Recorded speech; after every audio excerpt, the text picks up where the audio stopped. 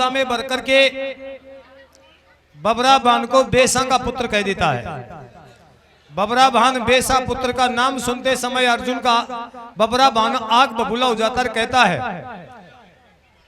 कि जिस बेटा के सामने जिस माँ का अपमान हो उस बेटा और बेटी को मर जाना चाहिए। जिस बेटा और बेटी के सामने माता का बड़ी सभा के बीच में कटु शब्द चाहे बाप क्यों नहीं हो, भक्तों बड़े गौर से सुनने की बात है, साफ शब्दों में लिखी हुई है कि अगर माँ की आलोचना बाप करता है और जब बेटा सुनता है तो बेटा कहने योग्य नहीं है। माँ गलती कर जाए लेकिन माँ की बात के ऊपर पिता को मलार नहीं करना चाहिए। क्यों? कि ये जननी वो है, ये जननी वो है जो 9 महीने तक अपना गर्भ में अपना पुत्र का धारण करती है। दुख पावे सुख पावे चाहे कुछ भी हो, जब तक बेटा या बेटी माँ की कूख से बाहर नहीं निकलता है तब तक उस माता को बनती है जो कि तो वो खुद जानती है कि परमात्मा जानता है।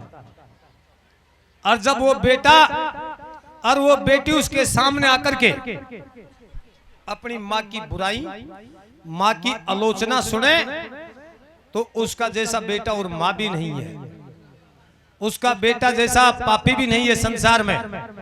माँ का गर्भ में भक्तों कितना दिन रहना पड़ता है? कितना दिन रहना पड़े जाए? 9 महीना। और माँ का गर्भ से बाहर निकलने के पश्चात कितना दिन रहना पड़ता है? वो दूसरा गर्भ कौन सा है? जो माँ का गर्भ से निकल के ना दूसरा गर्भ माँ जो वो गर्भ कौन सा है?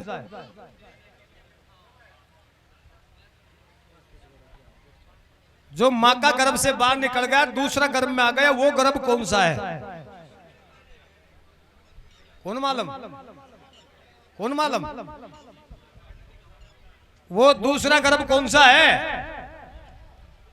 अरे माँ का गर्भ से निकल करके दूसरा गर्भ में आ गया वो गर्भ कौन सा है? आप पढ़े लिखे हो, कौन मालूम? दूसरा गर्भ है बस्ती माता का, जिसमें पूरा जीवन बिताना पड़ता है, जिसमें पूरा जीवन बिताना पड़ता है। और माँ का गर्भ में बेटा और बेटी को मालूम कौन सा लगे अच्छो छे बुरो। अगर माँ ने मालूम चाल जाए कि तेरी कूक के मायने निर्भाग और महान पापी पुत्र है तो माँ उसको गर्भ में ही खत्म कर दे। लेकिन ये करतूत है जो इस भोलानाथ की है, ये करतूत है जो इस भोलानाथ की है, जो ये अंदाज नहीं पड़ने देता। क्यों नहीं पड़ने देता? कि अष्टावक्र अपनी माँ के गर्भ में था। उस समय भोलेनाथ ने जाकर के अष्टावक्र की माँ को कयादू से कहा कि तुम्हारे कुंभ से बहुत बड़ा भाग्यशाली पुत्र पैदा होगा, लेकिन तुम्हारी कुंभ से एक बहुत महान पापनी कन्या होगी। वो कैसे महाराज? पुत्र को जन्म हो वादे पास बताऊंगा। पुत्र का जन्म होने के पश्चात वापस लौट करके देवादिदेव महादेव जाते हैं। आया का मान सम्मान स्वागत करती है। बैठे भोलेनाथ।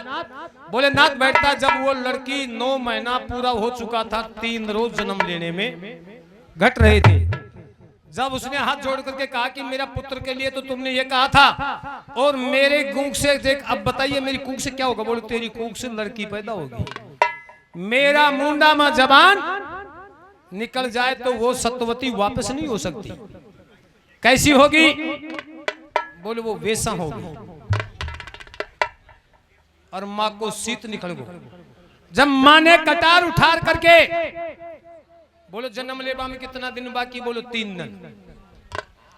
भोलेनाथ उठ करके वहां से चलते हैं और पीछा से कटार उठा कर विचार करी तेरी जगत में बदनामी होगी, तू सतवती छा और तेरे बेटे से जन्म लेगी तो तू मुंडो के लिए।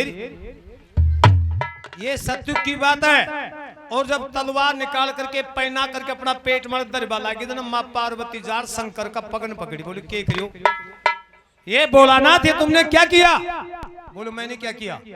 बोले तू जाकर ना फलानी फलानी नहीं कह आयो तेरी कूक से लड़की जन्म लेगी और वह बेसापना को काम और वो महारानी अपने हाथों से तलवार उठा करके अपनी इज्जत को और अपने पति की शान को बचाने के लिए, कुटुंब परिवार को बचाने के लिए उन लड़की की हत्या करेगी।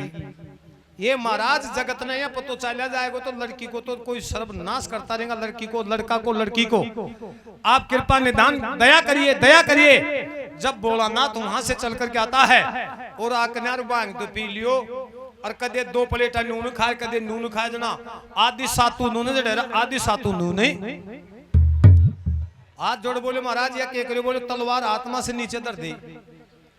ये क्या करने के लिए जा रहे? बोले महाराज मेरा कुख से बेसा जन्म होगी तो मैं तो सतवती हूँ, पतिव्रता नारी हूँ, मैं क्या इस धरती के ऊपर जीवित रहूंगी? मैं लड़की को आटो काट दू छू मेरो भी आटो। अत्री कहते समय बोला शंकर दया से कहता है कि हे दया तुम जल्दी करके आओ रे का हृदय में निवास करो। बोले एक वचन दे। बोले वाके बोले आइंदा बर पास खाइने तो ना खाएगो, अगवा तेरी कुख से क्या होगो और माता पिता तो पतो ना पड़ेगो। बोले जाओ मेरा वचन है, आज बर बाद में चाहे मेरे खुद पार्वती के लड़को हो लेकिन मैंने भी मालूम कौन पड़ेगो कशो भगवान पैदा। तो ये भगवान शंकर का वरदान है। इसी प्रकार से भक्तों माता का शब्द सुनता कौन? बबरा भान। रे मूर्ख अर्जुन, तू तो ये सोचता था कि ये तू बेसा का पुत्र मेरी माँ को कहा है, मेरी माँ को। अगर मेरी माँ को अब तो तुमने शब्द बोल दिया, दोबारा बोल देगा कुंती पुत्र अर्जुन। अब से पहले मैं तेरे को पाप पिताजी कह कह करके चरणों में शीश नवा रहा था और तू मेरा अपमान कर रहा था, मेरे कोई फर्क नहीं था। लेकिन तुमने मेरी माँ को वेसा कहा, अब इस वेसा का बदलो लूंगो, जिंदा नहीं तुम घोड़ो वापस, या तो जिंदो तू रहेगो या जिंदो मैं रहूंगो। ये कह करके और बबरा भान अपनी जितनी धन सामग्री ले गया था वापस लेता है और वापस लेकर के घोड़ा को शैर मणिपुर का काकड़ के भीतरी बाढ़ देता है और उधर से चुनौती देता है अर्जुन धरती और आसमान के ऊपर जीते जी मुंह मत दिखाना, और यह बबरा भान मुंह नहीं दिखाएगा, या तो तू जिंदो रहेगो या बबरा भान जिंदो। जो तूने सहायता मांगनी हो केशव कृष्ण से, बलदाऊ से, धर्मराज दुष्टर से, कुंती पुत्र भीम से, देश का राजाओं से, जो भी तेरी सहायता करने वाले हैं उनको तू बुला करके मेरे से युद्ध करने के लिए आना, अन्यथा तू अकेला आएगा तो मैं तेरा वध कर डालूंगा। या खैर घोड़ा ने लेर अर्जुन शैर मणि पर मैं और 19 साल अनुशल राजा बैठ करके अर्जुन को कहता है कि अर्जुन तुमने बहुत बड़ी गलती की है, साफ कर तुमने बहुत बड़ी अन्याय की है। बोलो कैसे? बोले मैं कुछ तू सुनी। तो क्या तो अर्जुन सुन रहा था? क्या अनुशल राजा कह रहा था